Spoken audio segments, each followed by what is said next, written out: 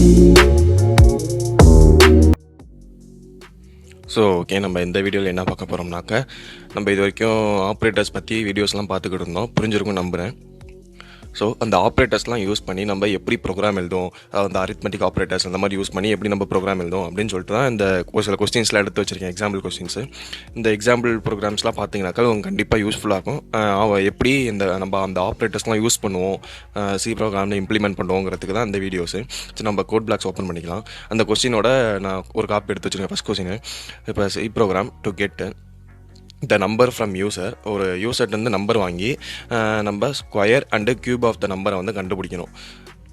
சரி, நம்ம ஓகே இப்போ ஹெடர் ஃபைல்ஸ் இன்க்ளூட் பண்ணிக்கலாம். ஹேஷ் இன்க்ளூட்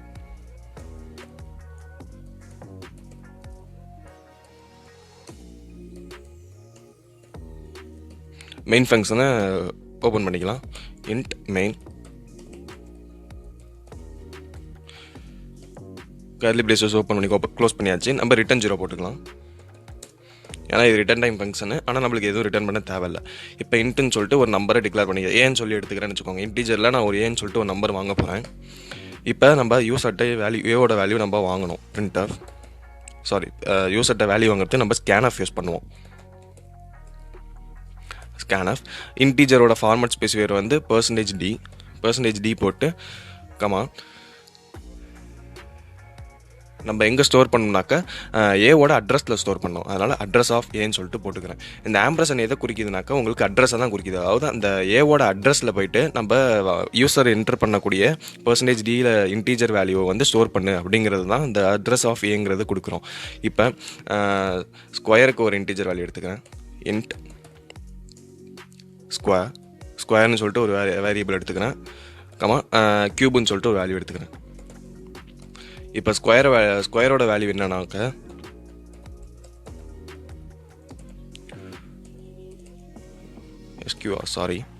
இங்கே என்ன வேரியபிள் யூஸ் பண்ணியிருக்கோமோ அதுதான் இங்கேயும் போடணும்.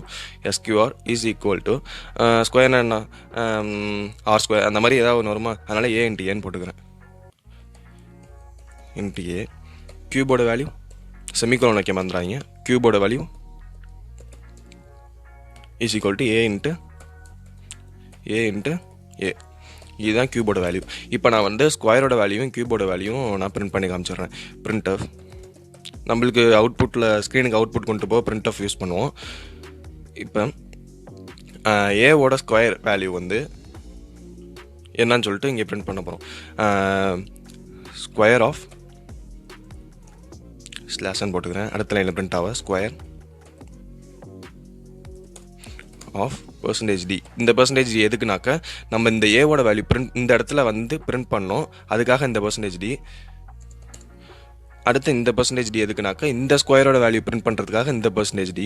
அப்போ நம்ம ஃபஸ்ட்டு ஏ கொடுக்கணும். ஏன்னாக்கா இந்த இடத்துல ஸ்கொயர் ஆஃப்னு சொல்லிட்டு நம்ம ஏவோட வேல்யூ தான் பிரிண்ட் பண்ணோம். இந்த %dக்கு இந்த ஏவை தான் நம்ம நோட் பண்ணுறோன்னு வச்சுக்கோம்.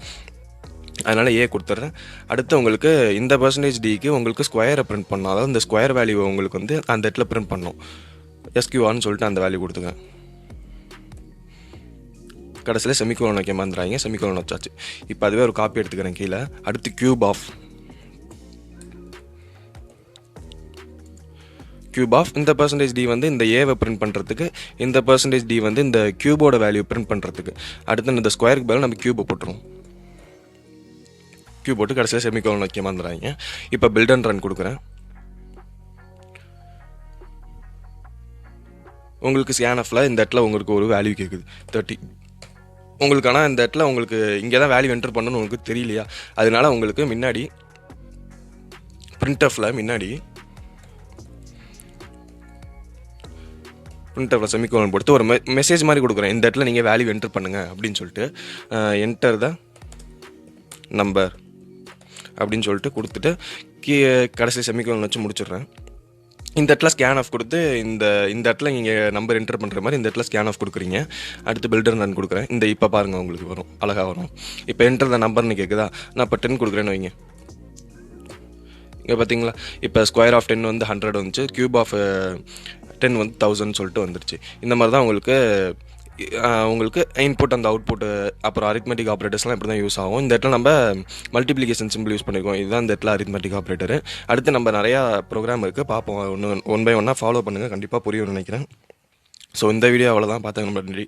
லைக், ஷேர், சப்ஸ்கிரைப்லாம் பண்ணிடுங்க.